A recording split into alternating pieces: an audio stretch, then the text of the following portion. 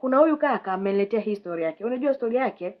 Mwanzo wakati anaanza kusimulia nilikuwa nacheka. Yaani nilikuwa nacheka, lakini baadaye nikaona sio vitu vya kuchekesha. Yaani sio vitu vya kucheka kabisa. Huyo kaka bwana anaitwa Benson. Huyo Benson mimi nishazoea kumuita Beni. Namfahamu kwa sababu nimesoma naye chuo. Huyo Beni ananiambia Teddy, mimi nilidownload app. Hizo zo app ambazo zipo huko Play Store, watu wana download, kaniambia zipo ambazo zinalipiwa na zingine hazilipiwi. Hiyo hapo mimi nitahitaji jina. Yeye anasema download application inaitwa Tinder. Hiyo Tinder kama amejisajili, amejaza taarifa zake.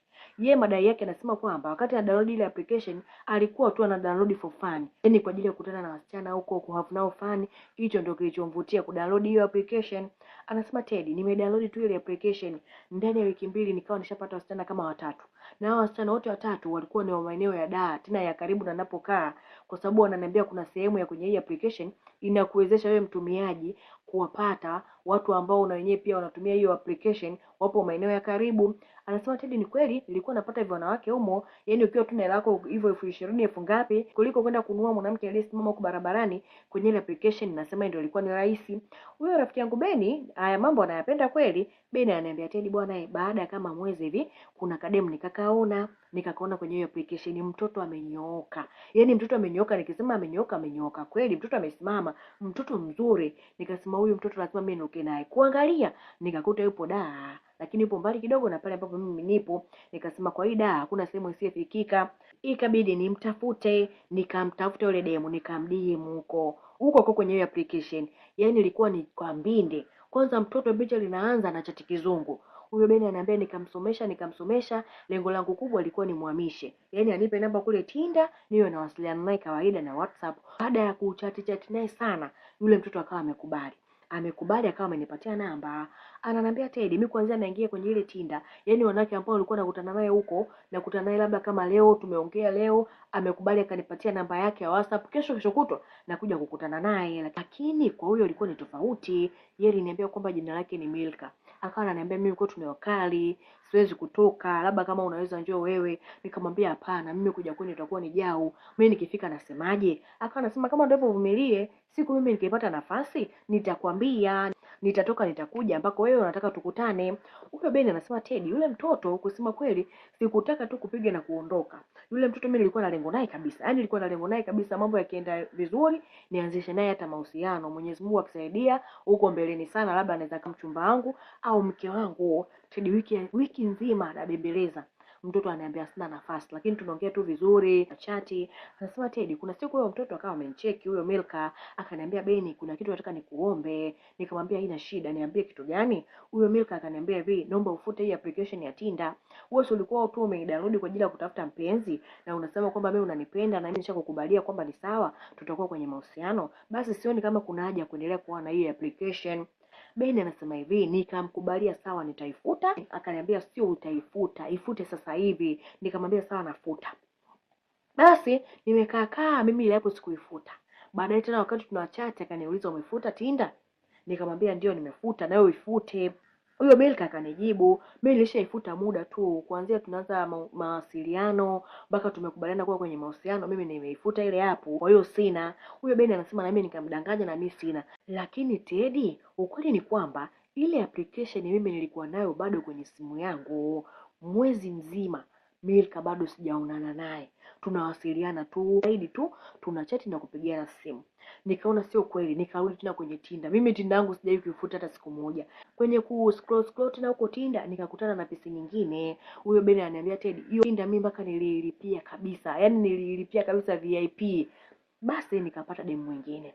Kumpata demu mwingine naye alikuwa pisi kweli kweli. Yaani alikuwa ni pisi zaidi hata yule Milka. Amenyooka. Kwa bahati nzuri sasa ile pisi yenyewe ndio ilianza kumtumia mimi hai, nikawa nimejibu. Wanachati kawaida kabisa Kiswahili. Hapo naye akawa ameniomba namba. Nikamtumia namba yangu, akaniambia sawa nakucheki out of Tinder. Nikamwambia sawa. Sijakaa sawa Teddy, simu yangu ikaita. Mtoto hajatuma message wala hajabipu, kapiga. Nikapokea. Kupokea akaniambia mimi naitwa Rozi, umetoka kunipa namba hapa Tinder sasa hivi. Nimekuona haukai mbali na mtaani kwangu, vipi? Tunaweza kuonana? Nikasema haya ndo mambo ya Zalila mentali. Haya ndo mambo ya mbuzi kafia kwa muuza supu. Huyo mtoto mimi leo unagonga. Huyo Beni ananiambia Teddy, mimi nisikujivunga. Nikamwambia sawa tukutane. Akaniambia oh, upo sehemu gani? Nikamwambia mimi niko hapo mtaa kwa Mbonde. Akaniambia kwa Mbonde. Akaniambia kwa Mbonde? Mbona kwa Mbonde mimi mara nyingi sana uoga na kujaga huko, kuna rafiki yangu. Nikamwambia huyo Rose, mimi ndo niko huko kwa Mbonde, njoo. Akaniambia sawa. Nikampa maelekezo yote mpaka maelekezo ya geto. Ananiambia Teddy, sijakaa sawa.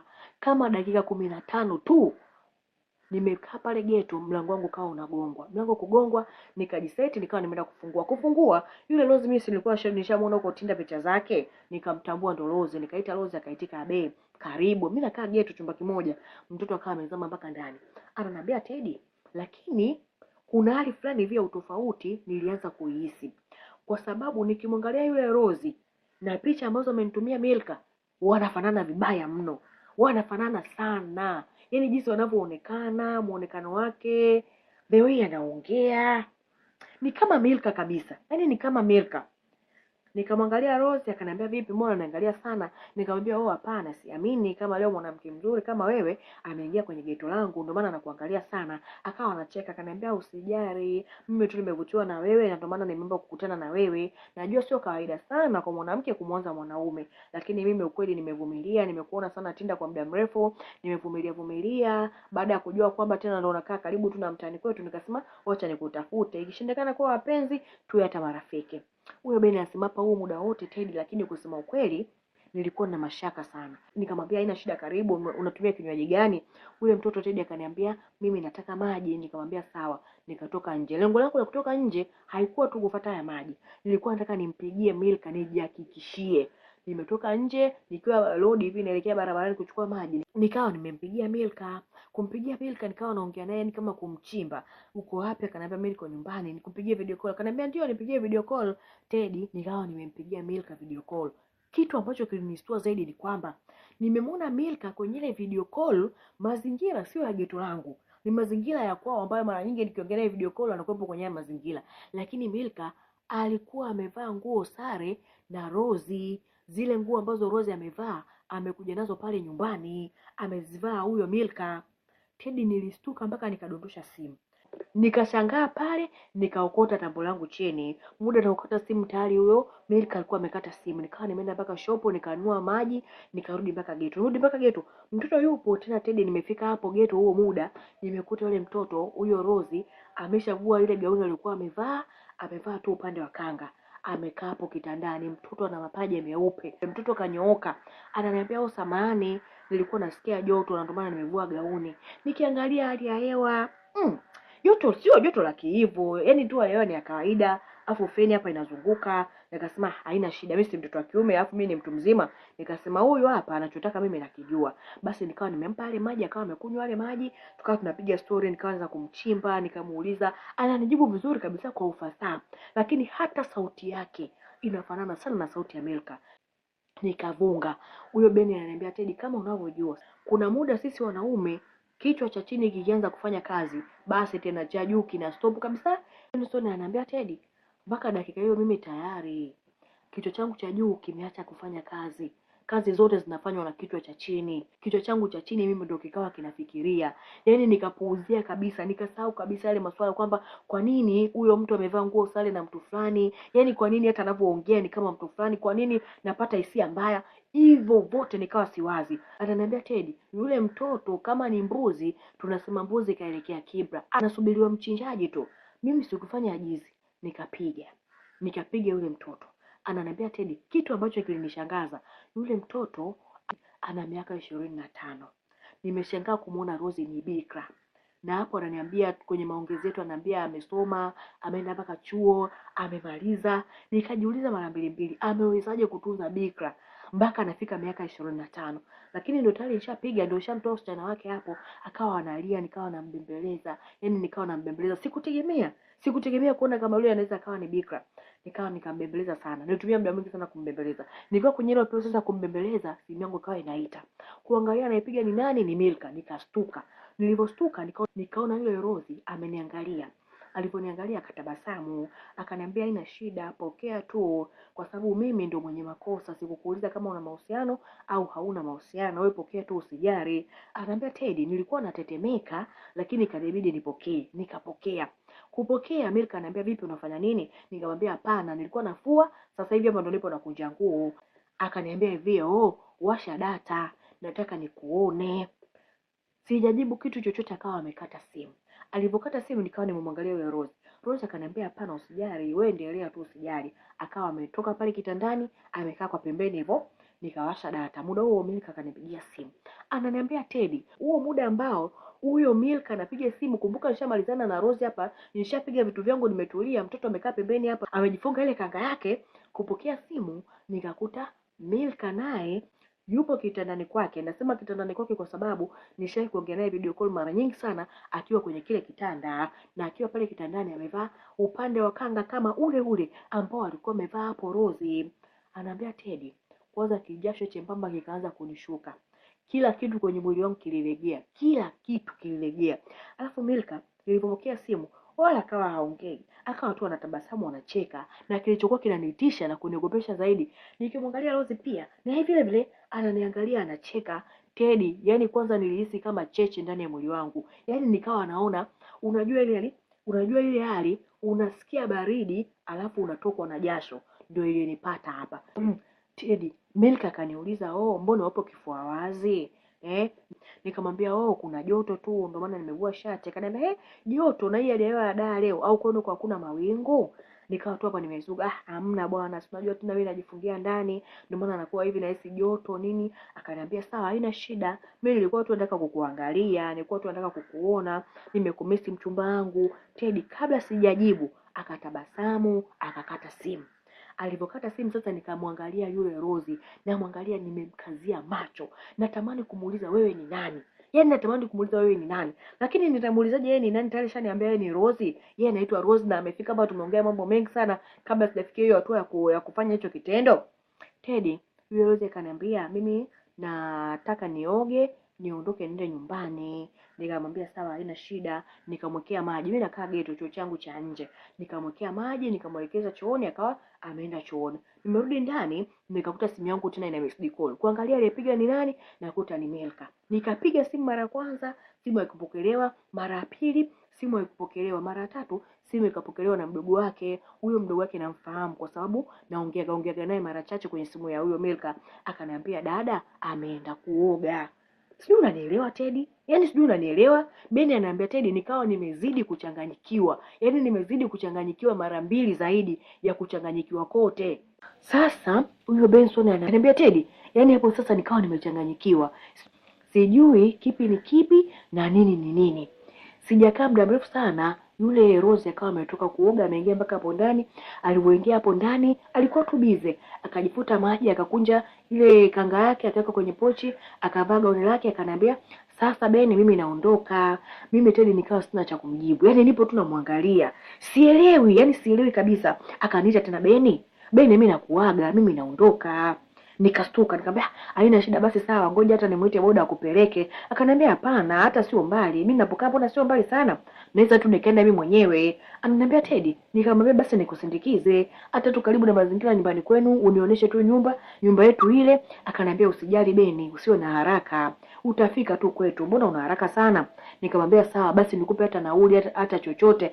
Ananiambia Teddy, yule mtoto akawa amekataa kata. Akasema mimi nakwenda sio mbali, hata nauli haitajiki. Sikuwa na namna. Nikamwambia basi sawa, ngoja nivae t-shirt nikutoe tu hata hapo nje. Ananiambia Teddy, wewe amini hata hilo. Huyo Rose akawa amekataa. Akawa amenikisi kwenye paji la uso, akaondoka. Ananiambia Teddy, yaani huyo Rose anamalizia tu mguu wake wa mwisho kwenye mlango wangu, simu yangu inaita. Kuangalia nani anapiga, anayepiga bwana ni Milka. Nikapokea. Nilipopokea akaniambia Moza alisema umenipigia. Nikamwambia ndio nilikupigia. Akaniambia umeenda kuoga. Akasema ndio nilikuwa nimeenda kuoga, na hapo sasa nishamaliza kuoga, nimevaa, nimekupigia, kuna kitu nataka nikwambie.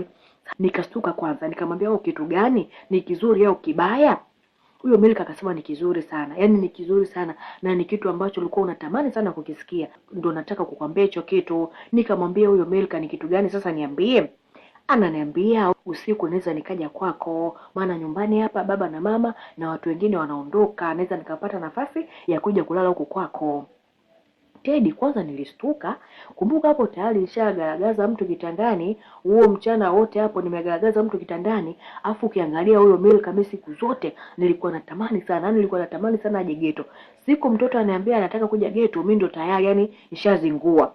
Nikataka kusita, lakini nikasema nikisita hapa atanistukia. Ananiambia Teddy, nikawa nimekaa kimya. Yaani nimekaa kimya, sio kwamba nini, sina cha kujibu na kichwani kwangu mimi nafikiria vitu vingi. Akaniambia tena, vipi? Mbona umekaa kimya? Ama haujapenda? Anasema hapa Teddy, yani mpaka nikapatwa na kigugumizi. Nikamwambia hapana, nimependa sana. Yani nimependa sana na nimefurahi sana.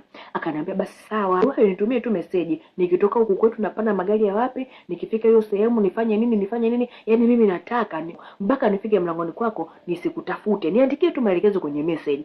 Ananiambia Teddy, yule mtoto kama kawaida yake, hajasubiria jibu, akakata simu. Ananiambia Teddy, alipokata simu, nikawa sasa hapo nazunguka ndani ya kile chumba. Yaani kichumba changu ni kidogo, lakini hiyo siku nilikiona kama hall. Yaani niliona ni bonge moja la sehemu, yaani kama uwanja wa Taifa, chumba tu kimoja hicho. Nikazunguka mle ndani na tafakari nifanye nini. Hapo sasa sikuwa na namna. Kanibidi tu nipange mle ndani fresh, nikapanga vitu, nikaweka kila kitu sawa, nikawa nimekaa na tafakari. Huyo mtoto akija, itakuwaje? Kwanza nilikuwa natamani sana kumuona. Nikimuona nijue yeye na Rose wamefanana tu au ni mawenge yangu au kuna kitu kingine cha ziada ambacho mimi sikijui. Yaani nilikuwa na mawazo mpaka nikasahau kumtumia Milka message ya maelekezo. Baada ya muda kidogo akanipigia tena. Kunipigia akaniambia, vipi, mbona kimya? Mpaka saizi haujanitumia hiyo message. Hapo ndo nikastuka, nikamtumia hiyo message, nikamuelekeza kila kitu. Yaani kila kitu nimemuelekeza mpaka anafika mlangoni. Mimi sehemu ambaye nimepanga geto langu, yaani mtu kimuelekeza tu hapotei. Anakuja moja kwa moja mpaka mlangoni. Nilipomaliza tu kutuma ile message, akaniambia asante mpenzi. Muda wote kuanzia sasa mimi naweza nikaja kwako.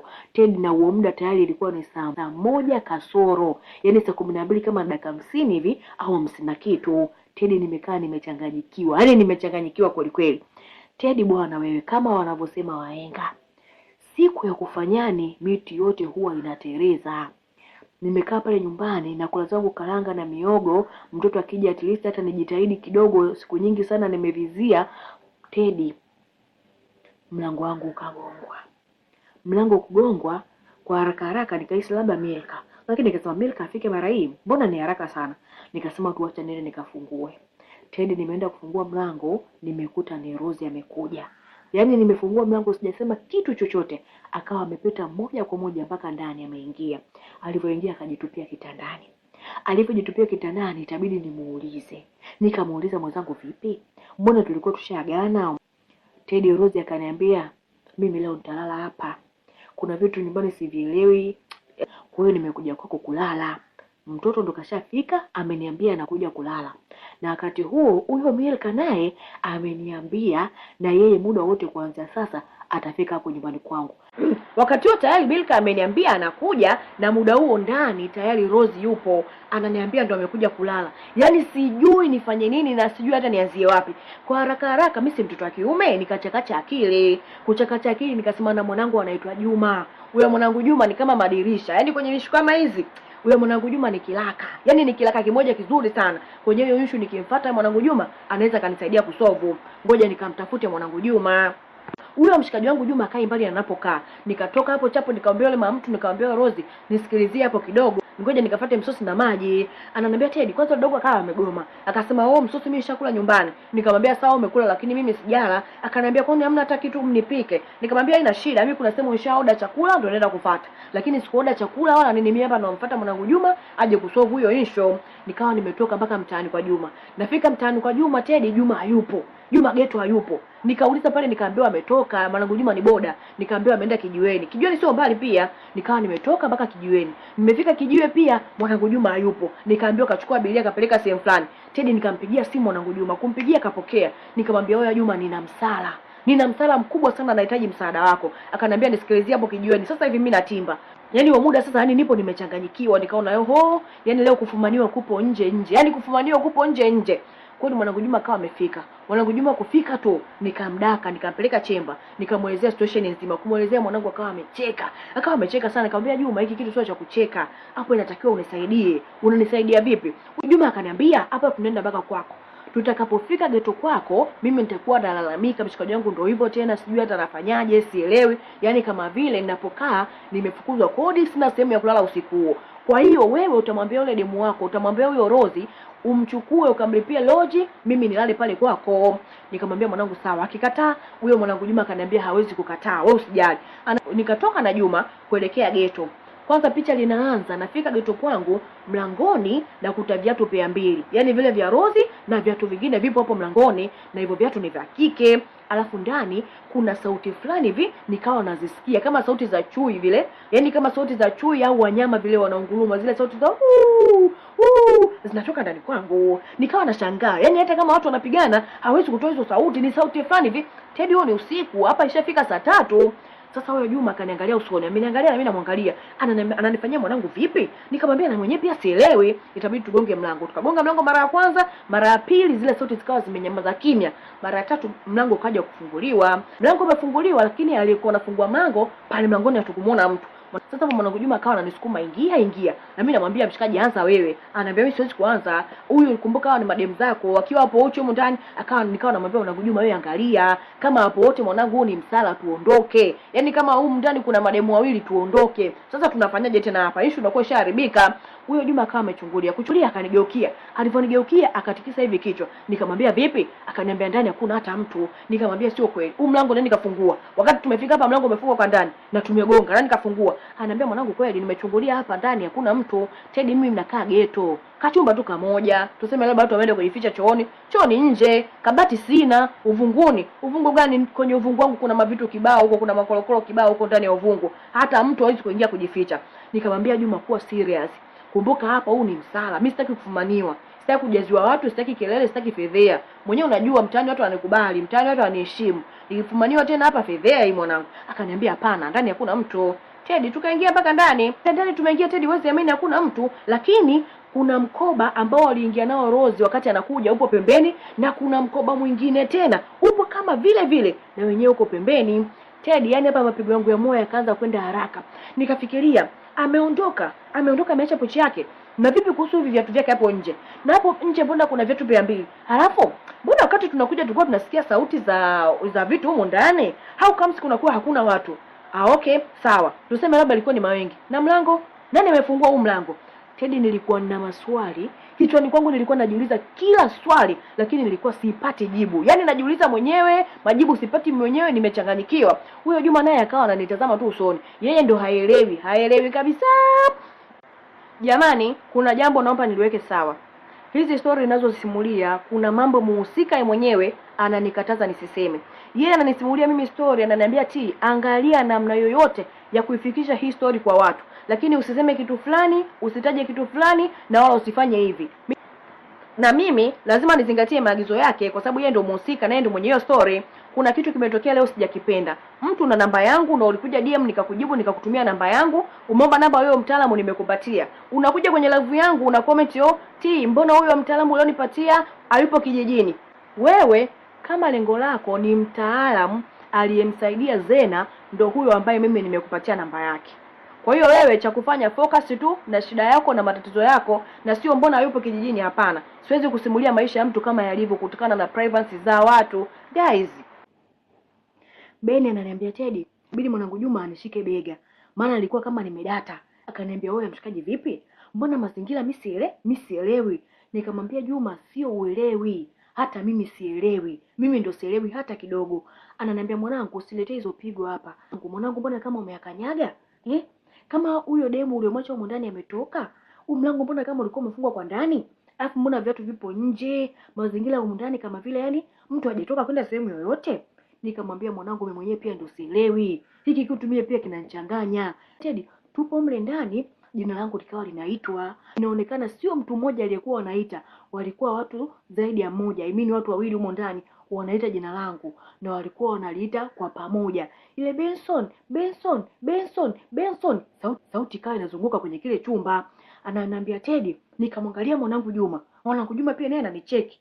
Tukipepesa macho kwenye chumba hamna mtu, chumba kipo empty, lakini sauti zinatoka ndani naitwa, Beni. Oya, mwanangu akakimbilia mlango. Kufika hapo mlangoni Teddy, Yaani ule mlango ulikuwa umefungwa na msumari, mwanangu alikuwa anauvuta bila kufungua ule msumari. Anavuta nakwambia, anatetemeka, ananiambia wewe mwanangu, tumeisha. Mlango umejiloki, mlango haufunguki. Yaani mimi naona kabisa pale kuna msumari, lakini ile kumwambia afungue ule msumari tukimbie, mimi pia siwezi, yaani jinsi ya kumuelezea. Nikawa sasa na mimi naelekea mlangoni kufungua ule mlango. Nimefika hapa mlangoni, nashika tu ule msumari, nikavutwa shati hivi nyuma. Mwanangu Juma ni mzee wa mission in town, lakini Juma alikaa chini. Yaani alikaa chini anatetemeka. Sidhani kama mwanangu ile siku ya kujikojolea. Yaani sidhani kama kujikojolea mwanangu Juma. Nikakaa chini, natetemeka, bado zile sauti za kuniita zinaendelea. Dakika 3 tu. Yaani dakika 3 tu, lakini zilikuwa ni za moto. Sijui ilikuwaje. Sijui alipata wapi tena hizo akili. Mwanangu akafungua mlango. Teddy, nilitoka nduki. Sikuangalia nyuma kama mwanangu Juma anakuja au haji. Nilikimbia kweli kweli. Nakuja hivi kusimama, nishafika rudi kwenye watu wengi. Hapo sasa ndo nikasimama, nikawa na hema. Naangalia kushoto, naangalia kulia. Naogopa vipi? Hapo sijui mwanangu Juma katoka, sijui hajatoka, mimi sijui. Nakuja kustuka, tambo linaita. Na cheki hivi tambo nani ananipigia, naona ni mwanangu Juma. Nikaokota. Kuokota tambo, mwanangu Juma ananiambia hivi, "Oya mwana vipi? Nimerudi magetoni hapa, ameniambia ulikuja kunicheki, una issue gani?" Nikamwambia Juma, si tulikuwa wote, wewe sasa hivi hapo unaniambia nilikuja geto kukucheki. Si nilikuja geto nikakucheki, nikaja huko kituo cha bodaboda huko maskani kwako, nikakuchukua tukaenda nyumbani nina msala. Sio wewe? Juma akaniambia, mwanangu nashakwambia kuanzia kitambo, punguza kula majani. Mimi naye tumekutana leo. Mimi naye leo tujakutana. Mimi saizi ndo nafika nyumbani hivi. Yaani mimi ndo nimetenga magetoni tu hapa, nimepewa hiyo barua yako, nimepewa salamu zako hapa. Tulikuwa wapi mshikaji wangu? Acha kula majani. Ananiambia Teddy. Nikamwambia Juma uko wapi? Akaniambia mimi niko magetoni hapo. Mimi ni mwenyewe unajua, nikitoka kijiwe ni magetoni. Sinaga misele mingi. Nikamwambia Juma, una uhakika?